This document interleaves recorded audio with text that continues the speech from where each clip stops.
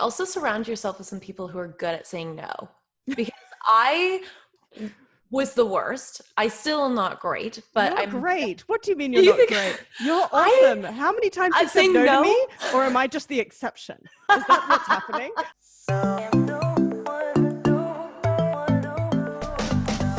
You're listening to Bombshell Brunches, where your hosts Raquel Rudenberg and Christina Lau sip and spill with badass babes every Tuesday morning.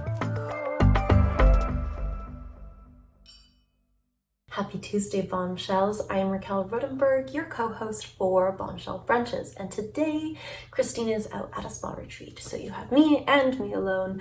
But in the episode, Christina is joining us because we record these before they come out, so you will hear her in the interview itself.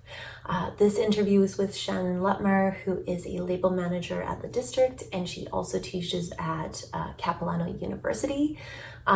She is just an incredibly warm-hearted human. She is so intelligent and extremely thoughtful. I don't want to give away too much, so we're just going to dive in, but I hope you have a wonderful Tuesday and that you enjoy this episode with Shannon. So Christina and I have been talking. It's been a hot minute since I got to talk to you last, Shannon, but I have been talking to Christina about all the things you've been working on. And you were most recently, if I'm understanding this correctly, a lecturer. So I wanted to open up the floor for you to talk about that, what you're doing, how you got into that. Yeah, very intrigued. Yeah, I started teaching at Capilano University in the Arts and Entertainment Management program in January. So I started out teaching record label management, which it was awesome because I've been doing record label management for about 10 years. So I just, I really, really like teaching that class. Currently, I'm teaching a class called Advanced Organizational Structures. So it's a lot of business structures, strategizing, organizational charts, board governance, for profits versus nonprofits, that kind of thing. It's a really special group of people in this specific class. There's 8 of them. They're all women. And they're all so lovely. Christina's met them because she actually taught the class on Tuesday, right? Nope, Thursday. It was a day. It was a long week. So yeah, a very, very special group of people that I feel really honored to teach. So it's on top of my full-time job. It's been a whirlwind. I'm ready for the fall to come so I can take a little bit of a break and just focus on my role at the district, and have, evenings and weekends sometimes. But for now, it's awesome and I love it. And it's been a wild ride so far, especially, because in the middle of the record label management class, COVID hit. We had 2 days to convert to online. And then I had to teach the rest of the class online, probably about 6 more classes. And the students were all really scared at that point. The whole world was pretty terrified. So that was a bumpy ride. This next class, obviously we were all pretty used to teaching on Zoom, so it's been a little bit easier. But yeah, it's been a pretty crazy year to begin teaching at a university during a global pandemic, but making the most of it. It's crazy, actually. I think you're in a good position, kind of teaching now and coming from the business side, because I've heard so many students talking about the transition of going to teaching over Zoom or over like Microsoft Teams, and they're using all of these different platforms, and they're seeing a lot of the professors who've been just teaching for so many years have no idea how to use the technology, and so it's been a real difficult time to learn. So you're lucky you came in now. That's really cool. So I wanted to also just ask you to explain to anyone out there who doesn't know what a label manager is. And I'd also be interested in your take on the Vancouver scene. So being a label manager, seeing the music industry in Vancouver grow here versus, let's say, somewhere like LA. Cool. Okay. So well, I'll touch on that really quickly. And the biggest thing I see, to be quite honest, and not only in Vancouver, and Vancouver-based labels, but in Canada as a whole, I find that labels are in competition with one another. So all the independent labels here in Canada compete with one another and don't actually prop each other up. And I feel like that's a really big problem in Canada because it's a small market as it is. And our labels could be doing a lot together and collectively and maybe doing way more, we could do co-releases between labels. Within the district's label system, we do stuff like that all the time. Labels are always helping each other, and if they don't want to sign something because it's not quite the right fit, they'll try and give it to someone else that might like it. Or it's an amazing ecosystem, and I don't see that in Canada. I see everyone has their guards up.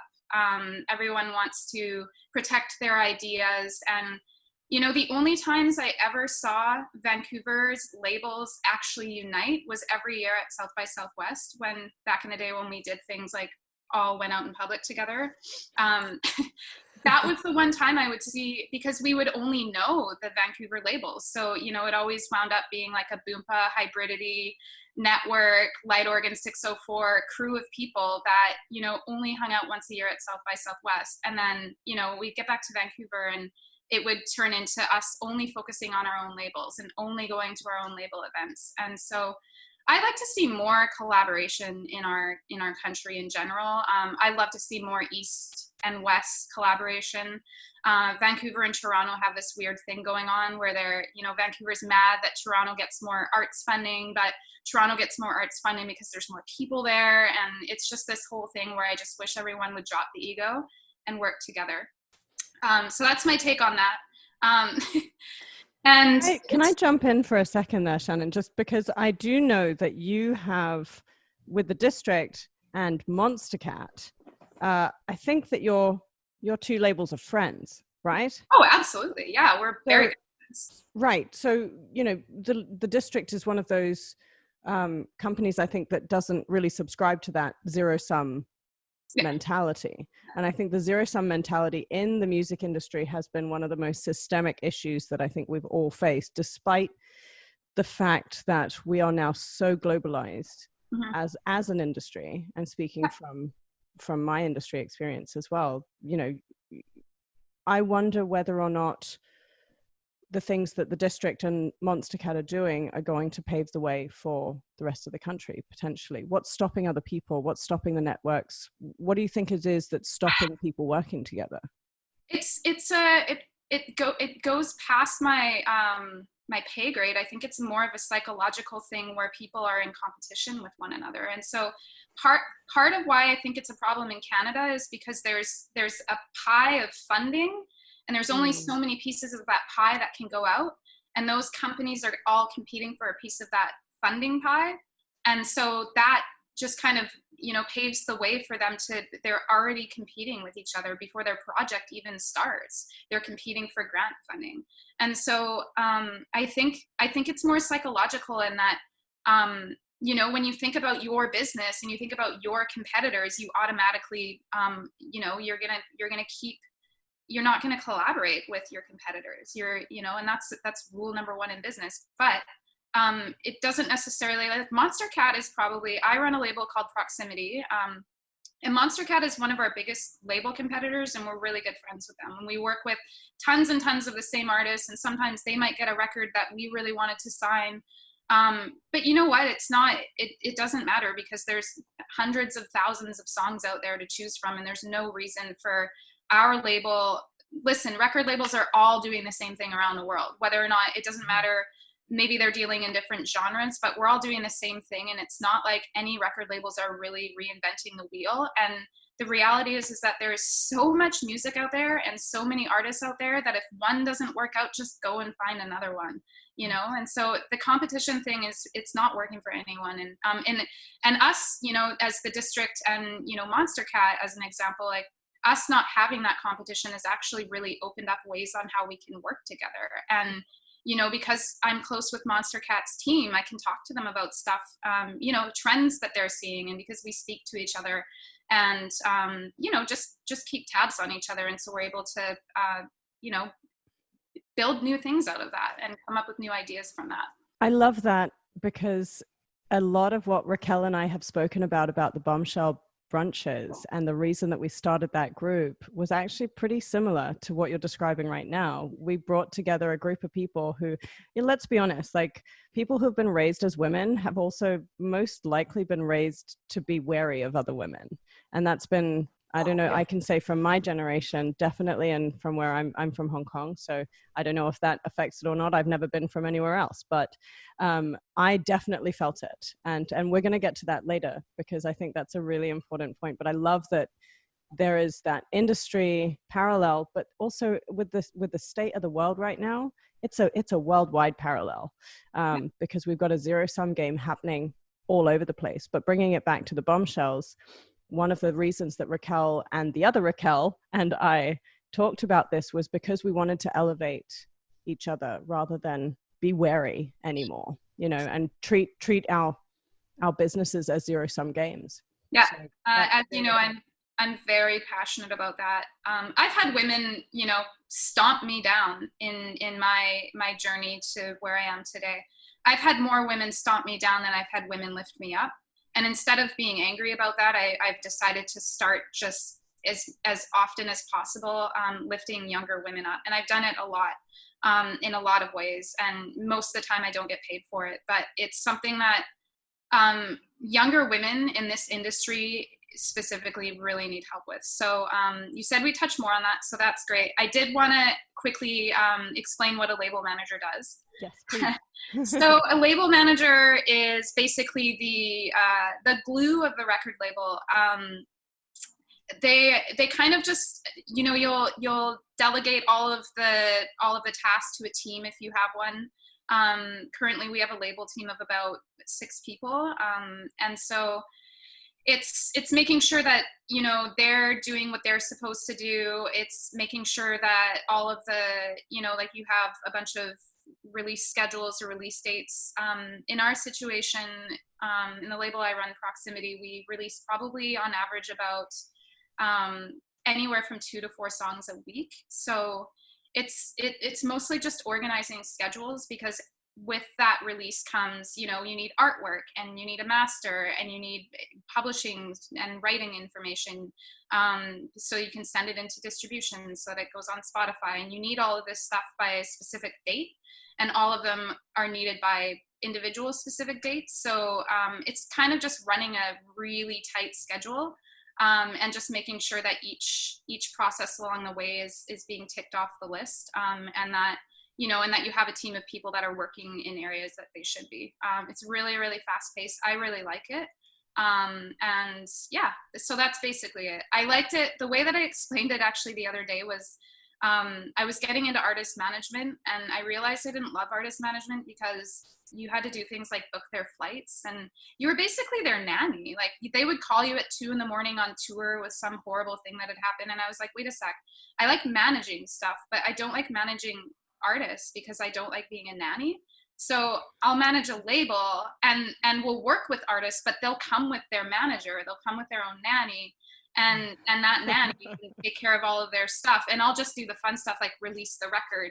And then when the record is released, it's like, okay, we move on to the next one. So there's none of that that ongoing sort of babysitting of and not that I'm knocking artist management, it's just not for me. Obviously I don't like the ongoing task list of that, but that's kind of how I fell into label management as well.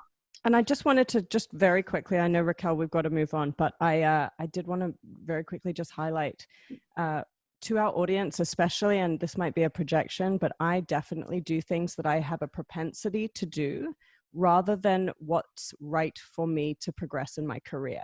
And I can speak from experience being, I like to consider a good friend of Shannon's, that you are a very nurturing and very caring person. And so often we've spoken about doing things in our job because it's our nature rather than it's progressive for our career. So I just wanted to highlight that you've moved on from that, and congratulate you for doing that, because that's a really big distinction in career pathways when you're looking at where do I go next, and you say, this is what I'm being asked to do because I know I'm good at it, and that's not necessarily what's best for me. Yeah, That is such a valuable point you just made. So valuable. And yeah, I totally agree with that. So remember that, babeses. I love it. Before we move on, I know we need to move on, but I wanted to ask you really quickly, because I think this will work for people who are not just in music, but who are also, working in other careers, whether it's creative, marketing, artists, you name it. When you're doing a release, how do you build it up to be a really successful release? So obviously there's the technical component, but how do you make a real splash around a release? Yeah, it's all about, it really just goes back to the planning and giving yourself enough time. So, for us and with the genre we work with and the audiences we're working with, which is generally a younger audience, we generally will start where we'll want to send the song in about a month early. And so we send it into distribution about a month before it comes out. And then in that month, a bunch of marketing activities will happen. So we'll come up with some copy around the artists and what the song means to them. And I'm talking like meaningful marketing information, which I've been pretty focused on as of lately, where it's not just, I don't want them to break down the song, and talk about the drop and the high energy 808s. Like, no one needs to hear a description of what the song sounds like, because they can just go and listen to the song. So I've been really focused on pulling out meaningful information from artists and managers. And so that's a big part of it. Just organizing all of that, making sure that gets to the DSPs in time, and then just utilizing our network. So we have a person who listens to the song and then sends it to the appropriate channels within the district's network. The channels will support it on YouTube, obviously driving attention to that artist and that specific song. They'll put the buy link in there. So it's a really good way of growing that artist audience on other platforms outside of YouTube and driving people to stream the song on Spotify or other DSPs. So, and yeah, that's kind of the basis of what we're focused on marketing wise for our releases. It's a really, really fast system where we're focused mainly on singles. And we work with some of the same artists, but a lot of the times we sign songs that we like, and we don't necessarily ever work with that artist again. Maybe we will if they send us something we like, but it's more just kind of a singles, we really like this song and we think this song will resonate with specific audiences that we're going to put it in front of. Awesome. Christina was also talking about how recently, I think starting maybe last September, you were studying while working full time. Can you talk a little bit about that, how you were able to juggle the two, which is probably kind of similar to what you're feeling right now, lecturing, and which courses you chose to take and why you decided to go back and kind of upgrade? Yeah, I don't even know. I mean, that whole 2 years of my life just went by so quickly. I don't know how I did it. It was challenging. It was a lot more challenging than now. And I don't know if it's because I'm used to being super busy now, or just the homework aspect of it was really intense. But I think I was just feeling a little bit stagnant, and wanted to go back to school. And so my boss actually at the district suggested a few courses at SFU. So I started doing that, and I did that for a few years. They were around strategy and finance and management. And I got a lot out of it.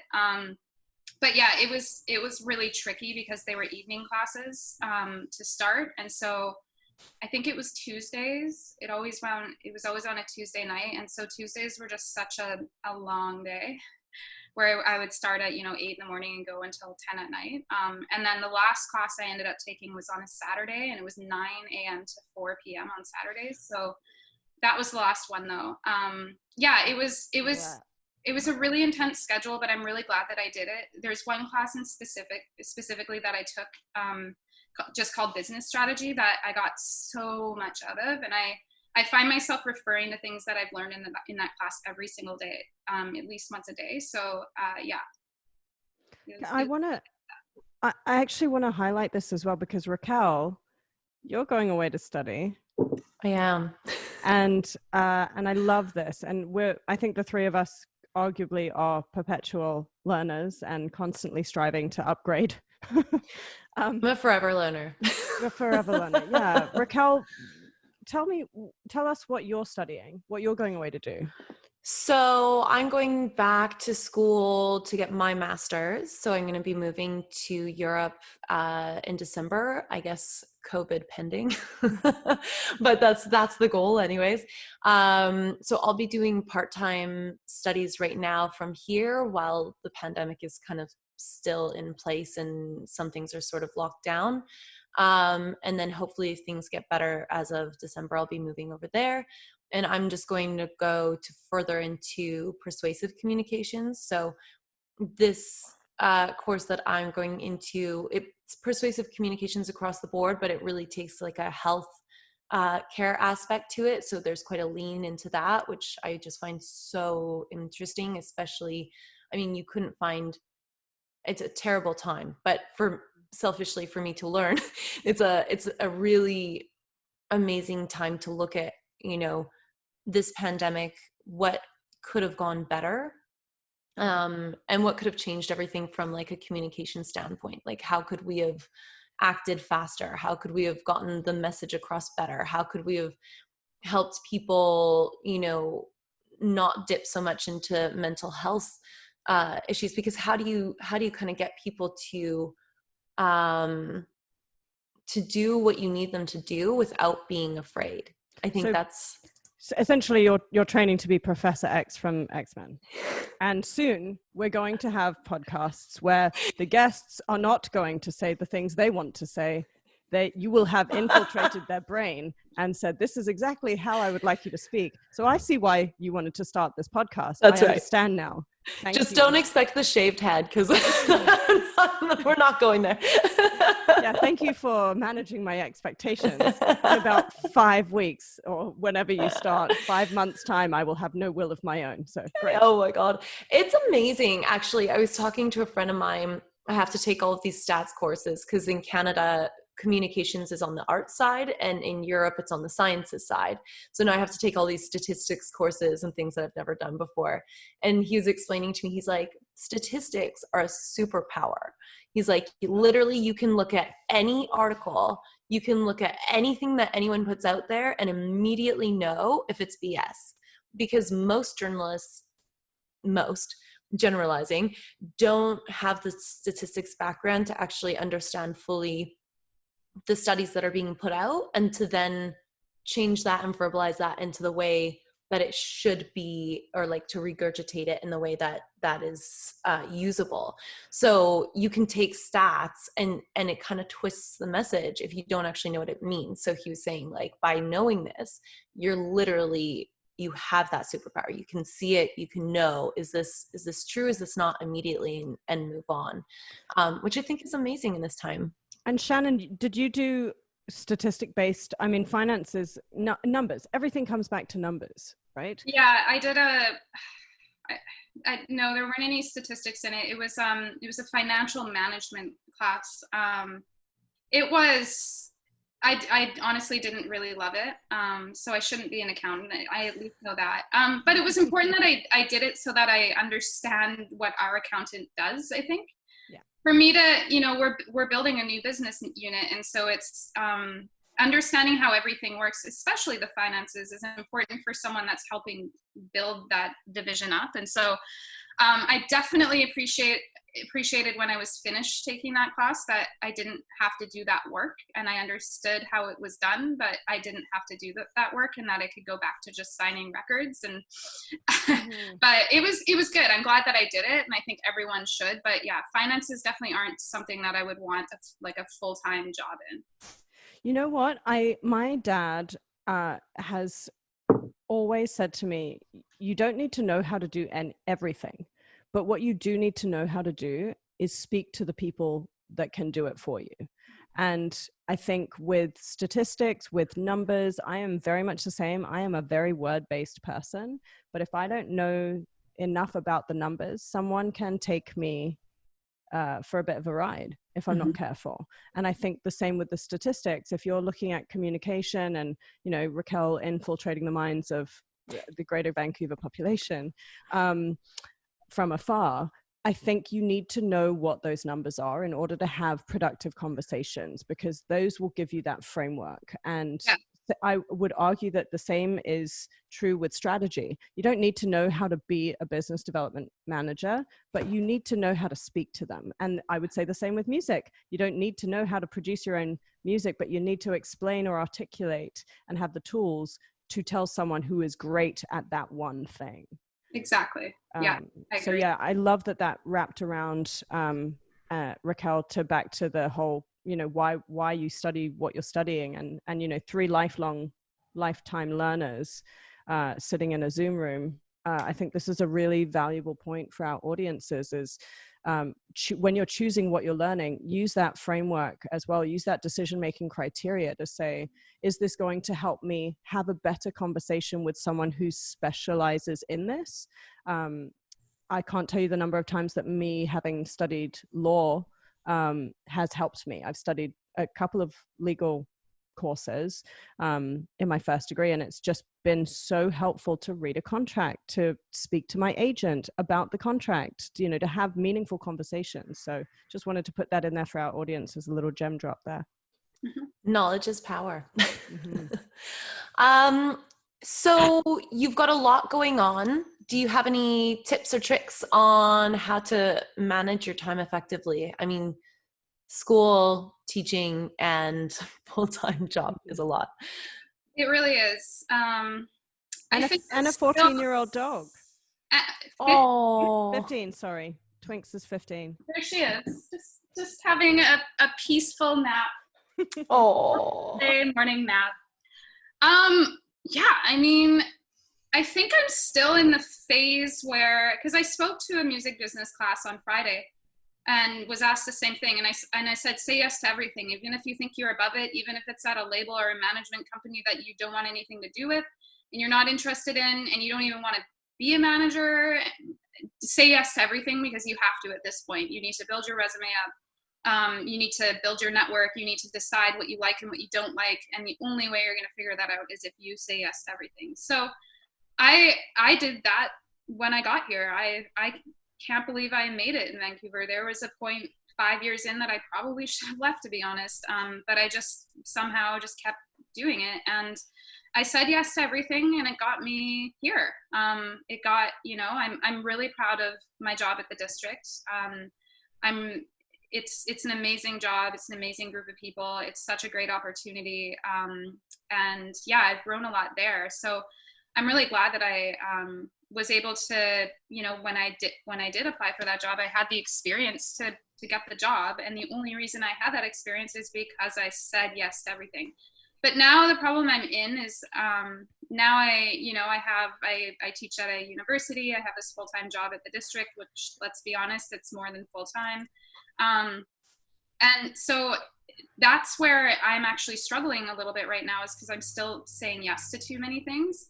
I've definitely dialed it way back, but I think I'm starting to, you know, like kind of what we were talking about at the beginning was, now I'm saying yes to the right things. And so the things that, especially because in the music industry, and I know that you guys can agree with this, is you get hit up a lot for free advice. Like, and it's fine. I mean, I do it all the time too. I hit up people for free advice all the time too. And it can get quite exhausting. And so when that's happening, you need to sit with it and decide, you know, what you're getting out of helping this person or these people. And if helping them does bring you some sort of fulfillment, then do it. And if it doesn't, if it's there's someone in particular that that I'm thinking of that over the years just always wants my advice on everything, and I'm exhausted from it. I've given them all the advice I can possibly give them, and they always want to, you know, get on the phone or go for a walk or want more advice. And so that is the type of situation that I actually will walk away from and just set boundaries and say no. So yeah, it really is, it's different for every situation. You just, the key to it is, again, just making sure that the things that you're spending your valuable time on and your valuable energy on, just make sure that you're getting fulfillment out of them. Because for a long time I was saying yes to a lot of things that I was harboring a lot of anger for, because I was saying yes to them and I didn't really want to do them. And it affected my life in a negative way.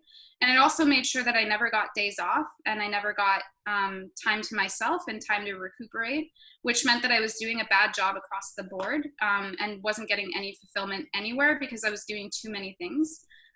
So yeah, it really is, make sure you have one day off a week. Seriously, try and give yourself a Saturday or a Sunday or something where you can just do whatever you want and probably not sit at a computer or do anything around your hopes and dreams for your career. Because if you don't have that one day a week, you're not going to be able to bring the energy into what you need, what you're building. Well, Raquel and I are going to the beach. Yeah, I'm like, what am I doing today? But I think I'm gonna wake Lindsay up. Well, she's probably up. I'll hit you up later because I might be going to Kit's Beach, so yeah. I'll send you a text after. Yes. We definitely need some sunshine. Oh yeah, but I do want to jump in on that, because you and I had a picnic the other day and we did have this conversation, and one of the things that I want to highlight from what you just said was say yes, but also know when to say yes and when to stop saying yes. Because my mantra right now is what got you here won't get you there. And I'm reading a book called How Women Rise, and it was actually from one of the co-authors of that book. So I'll put that in the resources somewhere if anyone wants to read it. It's an excellent book, and Shannon is going to buy it because I told her to. But when to stop is really important, because I'm going through this right now. I love the people who come to me. All three of us are mentors in some way to emerging creatives. And there are two things. There's being a mentor and having fulfillment from it, and knowing why you are offering what you're offering to a person. And then there's doing it because you're on autopilot. And because on autopilot, what we do is I was listening to I think it was an Ed Milet podcast, or Ed Milet, I should know this. Milet. You got it. Okay, great. The guest that he had on was talking about how your behaviors become entrenched in your brain, right? So they just are the path of least resistance. And for me, as being raised as a woman, I know I want to say yes all the time. I do not know when to stop. And I would love for our audience to kind of hear about how you found a way to stop, and then how you made yourself, because I know that you did this, you made yourself one of the people that you mentor. And I love that you did that. So tell me about that. Yeah, I mean, it really is, to start though, women generally say yes more because we have to. And it's a sad reality, is that women generally have to do more than their male counterparts to get the same. And I would agree. And that's a fact. And there are statistics for it everywhere in every industry. It's just a fact. I'm not angry about it, but I don't judge people that are. It's something that I think about a lot. And so I started to harbor resentment that I was having to work so hard and say yes to everything, and act like I was enjoying it when I wasn't. And I was really spreading myself so thin. And so, yeah, I mean, I just kind of reached a breaking point where, I realized that I was giving too much of myself to people. And learning a little bit about, people pleasing and things like that a lot of us are, especially as women, and nurturing compassionate souls, we're people pleasers. And so we are saying yes to things that people wouldn't even mind if we said no. If we just had that boundary and we put that boundary up and we just said no, they wouldn't mind. But if we said no, we guilt ourselves, and we're hard on ourselves, and that we weren't able to make that person happy by saying yes.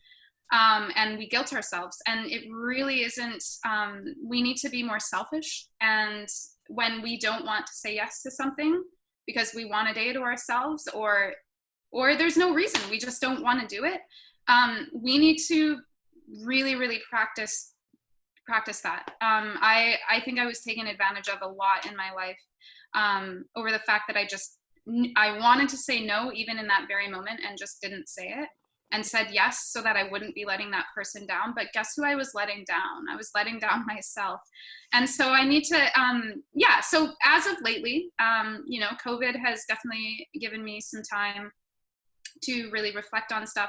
I've realized that I need to be a little bit more of a selfish person, and just kind of be there for myself a little bit more. And so I've been saying no to a lot of stuff. I've been leaving a lot of people on red, which is not something I normally do.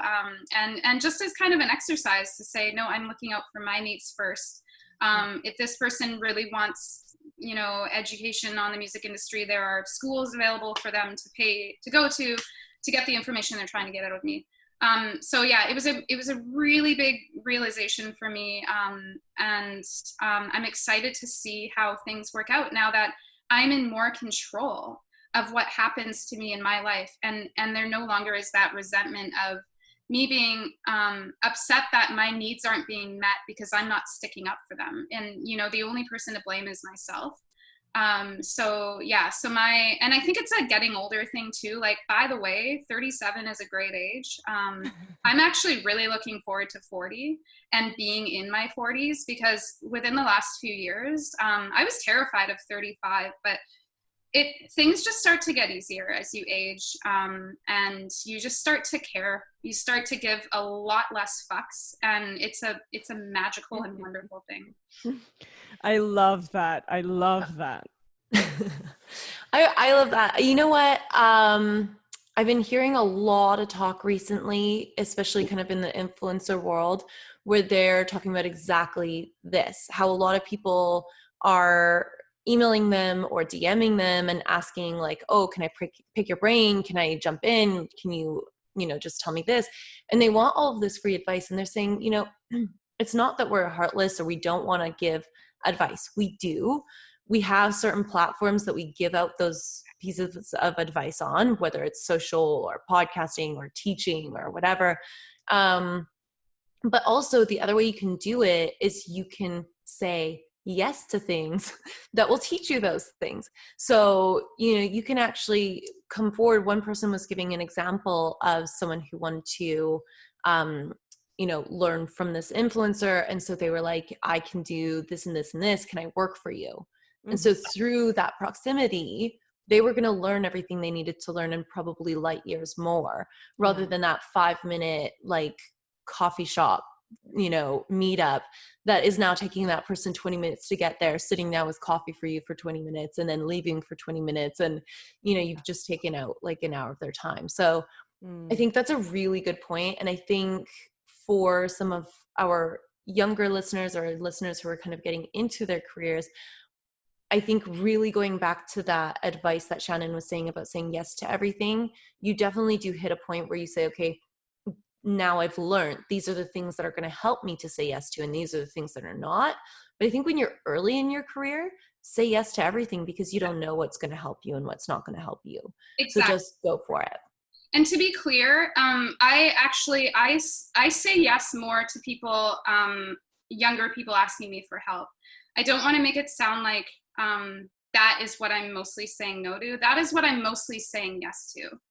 That is why I'm here today, because it's one of my top priorities in my career is helping younger people in the music industry. So there was, there are certain situations around that I will say no to, but the things that I'm mostly saying no to now are things that maybe 5 or 10 years ago I would have said yes to, because they will benefit my career.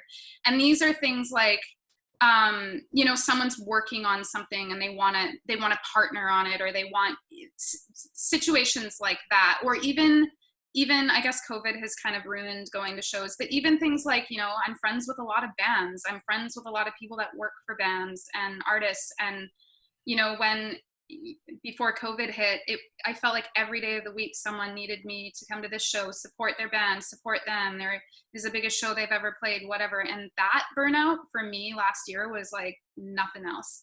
And so I was, 5 or 10 years ago, I was going to all those shows. I was building my network. I was making deep relationships that I still have today. But now I find myself saying no to a lot of those things as well, because that's when the burnout really starts to hit, is when the music industry will just take you and you'll never see your home again if you'll let it. So I just wanted to make that very clear that I do love mentoring younger people for free, and I always will, and I'll always put time aside for it. But I'm starting to say no to more things, but that thing is very near and dear to me. And I adore you. I love you for that. One thing that I did want to highlight though, is just hearing both you and Raquel talking about this. I think, we're talking about saying yes, and we're talking about two different sides, an emerging creative and someone who's a more established creative. Let's call them those two things. I think from this last section that we've just spoken about, really the idea is the how to say yes, because I think if you know why you're saying yes, and those sub questions that I'm hearing from what you both said was, one, does it fulfill you? Is it happy for your heart? Number two, are you already enough? Have you already looked after yourself enough and made yourself and mentored yourself the way that you would a struggling, emerging creative, and told yourself to take that day off and filled up your heart with, and your soul and your career with the things that you need first? And I actually would argue that that's a non-negotiable. You cannot help other people as well as you are capable of if you are not enough yourself. And then the third is the value exchange, and I think that works on both sides. So from your perspective, Shannon, if someone is coming to you and asking for help repeatedly with no value exchange, it gets tiring, even if it's the happiest thing and you're helping these people, and that you said that you would do this. And this is a projection from me, because I would help anyone who asked me. And I'll be honest, I won't now. Good. Even if someone comes up and says, I would like you to mentor me, I will wait. I will look at their numbers. I will look at what their potential is, because I don't have time to mentor one person anymore. I have time to start a podcast with Raquel. And if someone says to us, we would love you to answer this question individually, we might turn around and say, this is a really pertinent topic for what we'll do on our podcast, so we'll do that. But I think knowing those three things of, does it fulfill you first? Are you already enough? And what's the value exchange? And from the other side of it, as an emerging creative, I think it's really important for you to say to yourself, what am I giving to Shannon? Because I think that separates people and puts them into part of the Bombshell crew. Mm-hmm. We have our Bombshell babes, and the people who keep showing up are the ones who are creating their own value and sharing that value.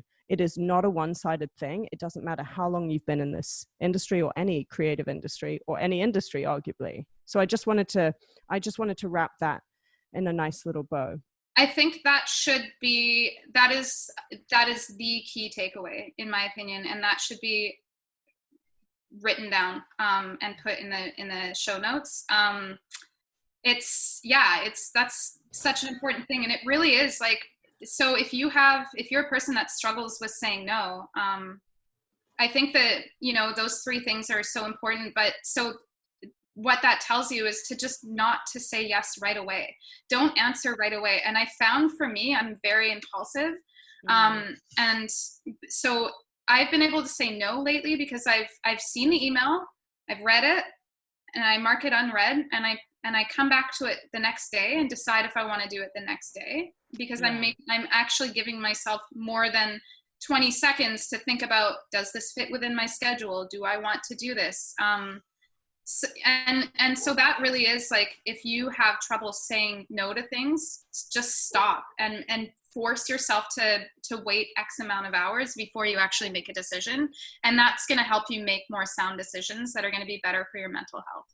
And I love that, because earlier on I had written down, be responsive, not reactive. Yeah. Yeah. I think it's amazing. Also surround yourself with some people who are good at saying no, because I was the worst. I still am not great, but You're I'm great. What do you mean you're You not think- great? You're I- awesome. How many times I'm you said saying no to no. me? Or am I just the exception? Is that what's happening? I'm the exception to the Okay. rule. On ideas, I'm really good at saying no. I'm good at like putting out my creative vision. I'm very, very, very focused on what I want. But when it comes to like giving my energy to others, I give and give and give. Like I would totally put all my stuff aside to launch someone else's career. I don't know why I do it. It's the stupidest thing. A woman thing. It's a woman thing. I'll do it.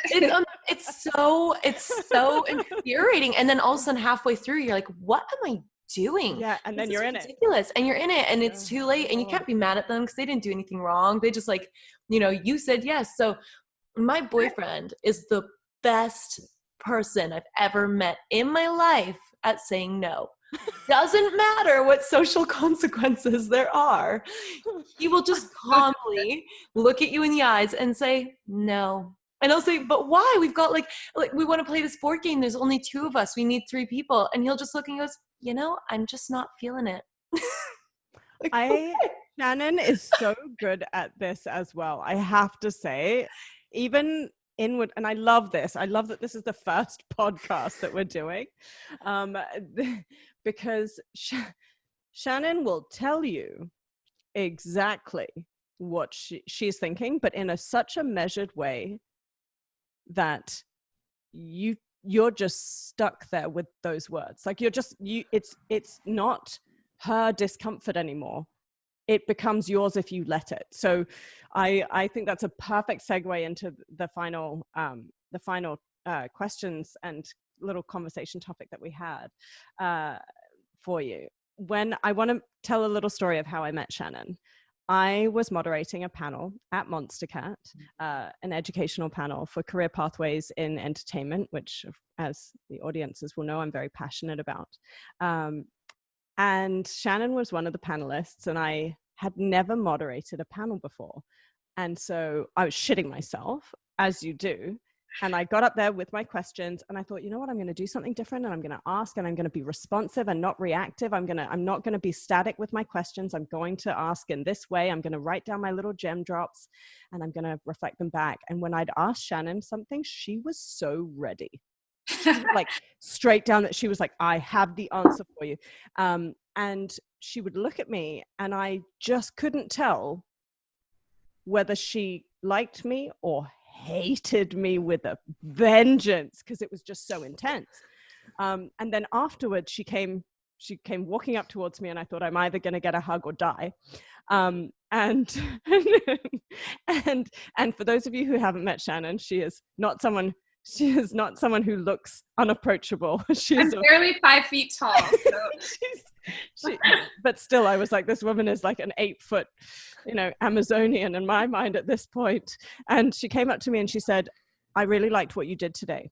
I think what you did was really, really impressive. I'm so impressed by you. And I think we should be friends. And I was just like, okay, that great, awesome. And then I think I messaged you, or you messaged me like that day, and I messaged you. I remember it well. So now, when are we going to be hanging out then? Yeah. I was serious. I was like, we're friends. Something happened on that stage that day. Well, yeah, apparently. And I wanted to be your friend. I wanted you in my life, and look where we are now. It's a beautiful friendship. It is wonderful, and that was a perfect example of, for me, that learning moment of, here is someone who has 0 fucks to give. And I am feeling the discomfort of my own insecurity of, am I liked? Does she like me? Does she hate me right now? Because I was wary at the time of women in the music industry. And Raquel, you know this so well as well. Having worked in music, knowing what the atmosphere can be like, what the environment can be like. And I was wary. And Shannon, you changed that for me. You really did. I'm really glad that I did. That's really nice to hear. Good. And I wanted to know about, because you've given us so much context of how you now give 0 fucks, and you said it on that panel too. I also know there are things in your past that have really shaped you to come to that point. So I know we don't have a ton of time, but I do want for people, I love that this number one podcast is talking about how these are women who look like they know exactly what they're doing. They're flawless. They're outwardly so composed. They're the Audrey Hepburns of the world. And I would like to see those cracks, because the reality is we're not all put together well. We're broken teacups. And I think that I would like other people to know where you came from a little bit, because I think that's a really inspiring story. Yeah, I mean, it's such a large subject in my life, and so I think the key takeaway for everyone listening really is recognize your trauma, because we all have it. And I think what trauma does is it really it makes us feel like we're not normal, and it makes us react in ways that make us feel crazy. And it might get in the way of so many things in life. And so if you're able to recognize your trauma, whether or not it's, I mean, I call myself a trauma queen. I've been through all sorts of trauma. Sorry, I shouldn't laugh at that, but I just love the play on words. It's just perfect. It's a joke. You laughed at a joke. So, and it's okay to, I mean, I laugh at it. My trauma, I feel like I had always kind of pushed down and said, no, I'm good. I rised above it. I went through certain things, but they don't define me. And until recently, I realized that was really just, it was causing a lot of issues. It was causing a lot of resentment. It was making sure that my needs were never met. It was making sure that I never set boundaries. And it was, I found a group of people, and someone was speaking about an experience they had been having in their life that was affecting them in negative ways. And it's an experience that until I read that, I didn't know was a huge issue. And I just thought it was something about myself that sucked and was different from everyone else. And I lived with it.